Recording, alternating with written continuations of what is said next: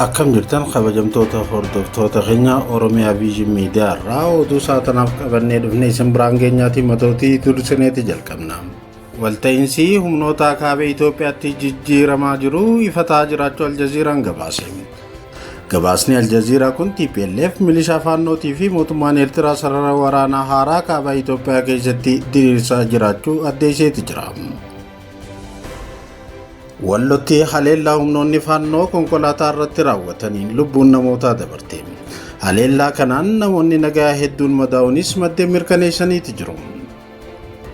Waraanni Suudaan keessatti gaggeeffamaa jiru hambaalee qarooma kuush kan ganamaa balleessuudhaaf yaaddoo uumaa jiraachuun himame.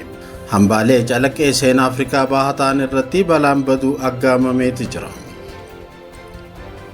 Tumsi waraana Makkaa hundeeffame. Turkiyyee, Saudi Arabiyaa fi Paakistaan waliigaltee waraana Makkaa mallatteessaniiti jiran. Huutiin Yemen waliigaltee kanaaf deebisaa kenneeti jira.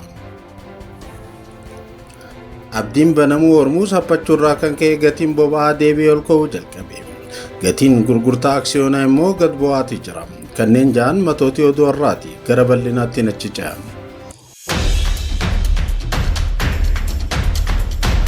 Walta'iinsi humnoota kaaba Itoophiyaatti jijjiiramaa jiru ifataa jiraachuu Aljaziiraan gabaase. Gabaasni Aljaziiraa kun TPLF milishaa faannootii fi mootummaan Eertiraa sarara waraanaa haaraa kaaba Itoophiyaa keessatti diriirsaa jiran jechuudhaan addeesseeti jira. Kabajamtoota hordoftoota keenya gabaasa Aljaziiraa akkuma jirutti akka armaan gaditti isin biraan geenya. Mootummaan Federaala Itoophiyaatii fi humnoonni isaa waliin hiriiran yeroo waraanni Tigraay bara 2020 hanga 2022tti gaggeeffamaa ture. Adda bilisummaa uummata Tigraay TPLF irratti lola hamaa gaggeessan. Yeroo san humnoonni Eertiraatii fi gareen milishaa faannoo mootummaa federaalaa cinaa dhaabbatanii turan. Garuu yeroo waggoota 4 guunne keessatti mootummaan federaalaa amma humnoota yeroo san isaa waliin turan jechuun Eertiraa fi gareewwan milishaa faannoo TPLF deeggaru jechuudhaan himachaa jira. Kunis walta'iinsa yookaan humnoota kaaba Itoophiyaa keessatti jijjiirama guddaa uume agarsiisa. Bitootessa bara 2025 keessa loltoonni humna ittisa Tigraay yookaan TDF kan Dabratsiyoon Gabramikaa'eliin durfamu buufata raadiyoo mootummaa naannoo Tigraay waajjira kantiibaa magaalaa Maqaleetii fi magaalota hedduu daangaa Eertiraa irratti argaman to'annoo isaanii jala oolchan.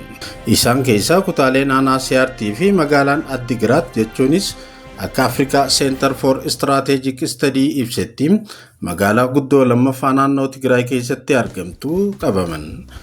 Giddugalli qorannoo sun akka jeetti waliigalteen nageenyaa humnoonni alaa hundi lafa Itoophiyaa keessaa akka ba'an kan tumu ta'us humnoonni Eertiraa ammallee kutaa aanaalee akka Iroobii fi Shiraaroo kanneen daangaa irratti argaman to'ataniiti jiru. Onkololeessa bara 2025 keessa ministeerri dhimma alaa Itoophiyaa xalayaa dhaabbata mootummoota gamtoomaniitiif barreesse keessatti TPLF fi mootummaan Eertiraa humnoota faannoo maallaqaan deeggaru qindeessuu fi hoogganuu jechuudhaan himate. Xalayaan sun humnoonni faannoo naannoo kaaba Walloo keessatti tarkaanfii waraanaa fudhachaa turan ja'a. Xalayaa tana keessatti ministeerri dhimma alaa Itoophiyaa walta'iinsa gareewwan kanaa ji'oota dabran keessatti daran ifa ta'uu ibse. Gareen TPLF fi mootummaa Eertiraa Itoophiyaa irratti waraana qopheessaa jiran jechuudhaan himate. Gaazexaan Addis Standard akka gabaasetti xalayaan sun humnoonni faannoo fulbaana keessa magaalaa Waldayaa qabachuuf yaalii godhan keessatti hooggantoonni fi loltoonni TPLF kallattiidhaan hirmaatan jedhee hima. Haa ta'u malee Dabratsiyoon himata kana cimsee morme. Akka inni jedhetti xalayaan sun odeeffannoo sobaa fi maqaa balleessuu of keessaa qaba jechuudhaan mootummaa federaalaa waliigaltee nageenyaa kabajuu dhabuu isaa irraa xiyyeeffannoo garagalchuuf kan qophaa'e ta'uu dubbate. Dabalataanis mootummaan federaalaa humnoota mootummaa haaraa leenjisuudhaan Tigraay keessatti tasgabbii dhabamsiisuuf hojjechaa jira jechuun himate. Humnoota faannoo. Faannoon garee mootummaatii miti. Humna mootummaa ala socho'uu kan sabboonummaa Amaaraa irratti hundaa'edha. Hoogganaa giddugaleessaa tokkoon qabu. Bara 2016 yeroo mormiin mootummaa naannoo Amaaraa keessatti ka'e bifa amma qabuun beekamuu jalqabe. Akka BBC'n gabaasetti faannoon yeroo jalqabaa mootummaa muummee ministeera Abiyyi Ahmad waliin TPLF irratti walta'ee lolaa ture. Garuu lola Tigraay booda mootummaan hidhannoo irraa hiikkachiisuuf yaalan diduudhaan booda mootummaa irraa adda ba'ee mootummaa naannoo Amaaraa irratti miidhaa geessisaa jira. BBC'n akka ibsetti yeroo ammaa faannoon mootummaa Abiyyi Ahmad aangoorraa buusuudhaaf kaayyoo isaa bal'ifateeti jira. Hojiiwwan waraanaa lubbuu nama baay'ee galaafatanis raawwachaa jira. Eertiraa Guraandhala 3 mootummaan federaala Itoophiyaa yeroo jalqabaatiif ifatti humnoonni Eertiraa waraana Tigraay keessatti hirmaachuu isaanii mirkaneesse. Humnoonni Eertiraa ajjeechaa jumlaa manneen barbadeessuu fi warshaalee saamuu keessatti hirmaatan jedhee mootummaan Itoophiyaa himate. Garuu ministeerri odeeffannoo Eertiraa Yamaana Gabra Masqal himata kana soba salphaa fi jibbiinsa jechuudhaan morme. Guyyoota muraasa booda mootummaan Itoophiyaa humnoonni Eertiraa daangaa Itoophiyaa keessa akka ba'an gaafate. Mootummaan Asmaraa immoo himanni sun soba guutumatti uumame jechuudhaan morme. Waggoota 2 oliif duula jibbaa Eertiraa irratti gaggeeffamaa jiru keessaa isa tokko jette Asmaraan. Akkasumas mootummaan Finfinnee galoo galaana Asab argachuudhaaf fedhii qaba jechuudhaan himatte. Eertiraan akka jettetti waraana bara 2020 hanga 2022 keessatti mootummaa Itoophiyaa waliin TPLF irratti waltaanii turan. Garuu erga waliigaltee nageenyaa keessa Eertiraan haftee booda waliigalteen isaanii laafee ture. International Crisis Group akka ibsetti walta'iinsi humnootaa kun daangaa ce'uudhaan haala qabatamaa naannoo gaanfa Afrikaatii waliin wal qabata. Akka dhaabbatichi jedhetti muummeen ministeera Abiyyi Ahmad garee humna tumsa saffisaa Suudaan yookaan Suudaan Rapid Support Force waliin hariiroo cimaa qaba. Eertiraan garuu waraana mootummaa Suudaan waliin hiriirtee jirti. Akkasumas mootummaa Ijiptii waliin hariiroo cimaa qabdi.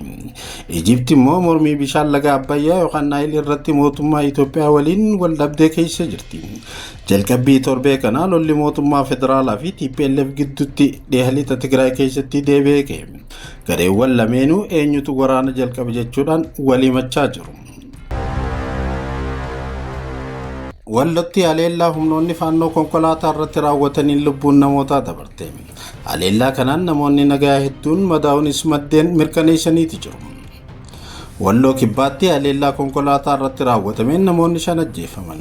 Naannoo Amaaraa godina Walloo kibbaa aanaa laga Ambootti haleellaa konkolaataa deddeebisaa uummataa irratti raawwatameen yoo xiqqaate namoonni 5 ajjeefamuu aangaan godinichaatii fi maddeen hospitaalaa BBC'tti himan.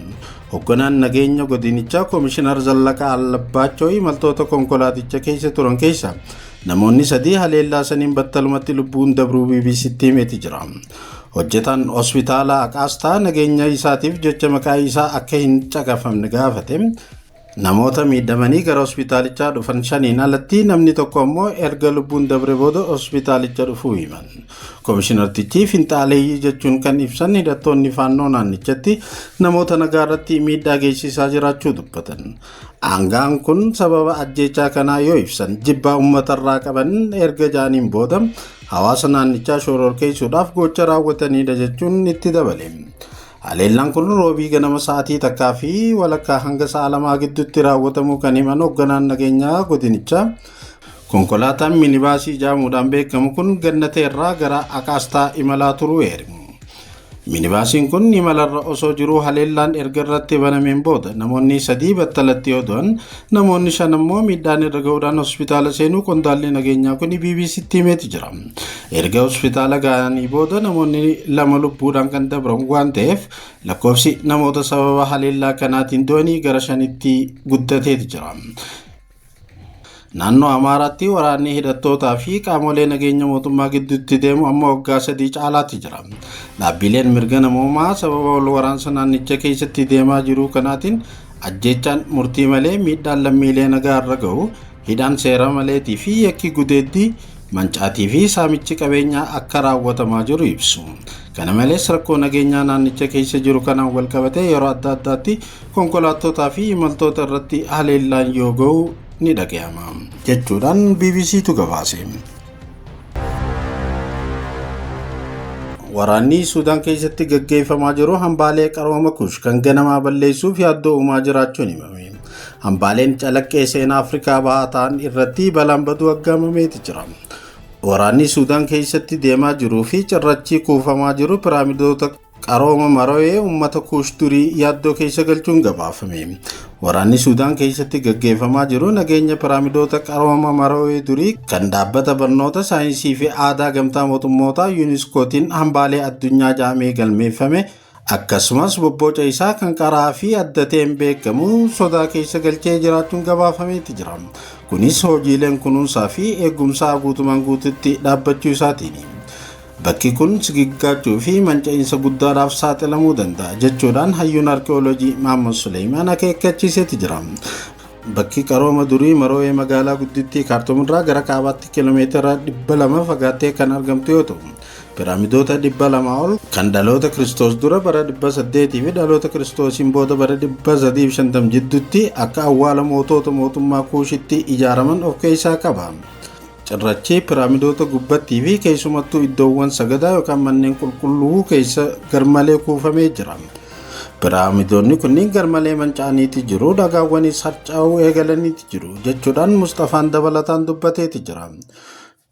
Qorataan arkeoloojii Muhammad Suleymaan gama isaatiin jijjiiramni haala qilleensaa walitti bu'iinsi Suudaan kan hojjettoota facaasee fi rakkoon nageenyaa lammiilee alaa akka hin sochoone taasise sababoota balaa aggaammii hambaalee kana irra ga'aniiti. Akka gabaasni UNESCO agarsiisutti erga wal waraansi Suudaan bara 2015tti jalqabames hambaaleen seenaa 100 caalaan kan miidhaman yoo ta'u, goota hambaa yookaan muuziyeemota 22 ta'an irratti saamichaa fi diigamiinsi dhaqqabeeti jira. Tumsi waraana Makkaa hundeeffame. Turkiyyaa, Saawudi Arabiyaa fi Paakistaan waliigaltee waraana Makkaa mallatteessaniiti jiran. Gareen Hutii Yaman ammoo waliigaltee kanaaf deebisaa laateeti jira. Waliigaltee Makkaa jaamuun kan mogga'e waliigaltee tumsa waraana biyyoota sadeenii kana pirezidaantiin Turkiyyaa Rasiib Tayyib Erdogan, dhaalaan gonfoo mootummaa Saawudi Arabiyaa Mohammed bin Salmaanii fi ministeerri muummee Paakistaan Shahbaaz Shariif mallatteessaniiti jiru. Waliigaltichi tumsa waraana biyyootii kanneenii cimsuu fi muddama baha giddu galeessaatti hammaachaa jiru keessatti nageenya isaanii eegsisuuf kan kaayyeeffate ta'uun ibsameeti jira. Akkaataa waliigaltichaatti haleellaa biyya tokko irratti raawwatamu akka waan warreen kaan irrattis raawwatameetti kan ilaalamu yoo ta'u, yaaddoowwan nageenya isaanii ittisuuf qooda olaanaa qabajameeti jira. Keessattuu Iraanii fi hidhattoota Hutii irraa haleellaan misaa'ilaa irra gahaa jirtu Saawudi Arabiyaaf faayidaa waraanaa olaanaa ni qabaata amantaa uumeeti jira. Paakistaan waggoota dheeraadhaaf loltoota Saawudi Arabiyaatiif leenjii waraanaatii fi deeggarsa teeknikaa gochaa akka turte Aljaziiraan gabaaseeti jira. Bifuma wal fakkaatuun Turkiyyee fi Paakistaan dooniiwwan waraanaatii fi xayyaarota leenjii wal jijjiiraa akka turan yaadachiisuudhaan Riyaad bara faranjoota 2023 Turkiyyee irraa diroonii bituudhaaf waliigaltee mallatteessite akka turtes ibseeti jira. Tumsa biyyoonni sadeen amma waliif galan ilaalchisuudhaan gareen Ansaarullaa yookaan Hutii Yemen deebisaa kenneeti jira. Miseensa biiroo siyaasaa sochii Hutii Mahmad Alfaaraa waliigaltee kanaaf deebii kannaniin akka jedhanitti walta'iinsi humnoota hammamiyyuu nurratti hundaa'us nuti gooloo biyya teenya irraa kaa'ame cabsuu itti fufna jeeti jira. Turk, Paakistaanii fi biyyoonni Islaamaa biroo weerara golgoo dinagdee yookaan cabsaa birmadummaa biyya Islaamaa tokko irratti raawwatamuuf haguuggii siyaasaa ta'uu hin qaban jedhe. Qooda kanaa biyyoonni Islaamaa tumsa warra weerara ofirraa ittisuuf qabsaa'uu irratti hojjetu osoo hin taane tumsa warra weerara raawwatu irratti dhiibbaa geessisu ijaaruu qabu jedhe Hutii Yaman. Abdiin banamuu Hormuuz haphachuu irraa kan ka'e gatiin boba'aa deebi'ee ol ka'uu jalqabe. Ameerikaa fi Iraan waliigaltee galaana Hormuuz irra deebi'anii banuu irraa akka ga'an ibsamus jecha irraa kan hafe abdiin dhabamuu hordofuudhaan gatiin boba'aa ammas ol ka'eeti jira. Biyyoonni kunneen waliigaltee irra gahuu dhabuu isaanii hordofuudhaan gabaan aksiyoonaa hedduu gad bu'iinsa agarsiisuun himamaati jira. Iraan waliigaltee Oomaan waliin taasifte keessatti dooniileen Ameerikaatii fi Israa'el karaa galaanaa akka hin dabarre dhorkuudhaaf karoorfachuun walitti bu'iinsi sun irra deebi'ee akka hammaatu taasisa jaamaatu jira. Ameerikaan uggura galaanaa buufata doonii Iraan irra kaa'ame akka kaastu Iraan gaafachuu hordofuudhaan Tiraamp waliigaltee irra gahuudhaaf akka dhiyaatan dubbatanii turan. Haa ta'u malee Iraan waliigaltee Oomaan waliin irra geesseen ejjennoo qabatteen karaa bishaanii boba'aan addunyaa ittiin dabru kun ni banama abdiin jettu guutumatti laaffachaati jira. Haalli kun qaala'insi gatii haarayni akka uumamu sodaachisuu bira dabre safartuu dhala aksiyoonaa irratti dhiibbaa geessisaati jira. Kanaaf aksiyooniin Eeshiyaa baay'inaan gad bu'iinsa agarsiisaa jiru. Gatiin boba'aa garuu dabalinsa guddaa galmeessaati jira. Gabaasni kan BBCti. Egaa hordoftoota keenya Oromiyaa Vision Media irraa oduun har'aaf qabannee dhiyaanne kana fakkaatti. Warreen chaanaala keenyaaf haaraa taatan Oromiyaa Vision Media subscribe godhaa jecha oduu tana like share godhuudhaan waliin gahaa. Oduu teenya asirratti xumurra.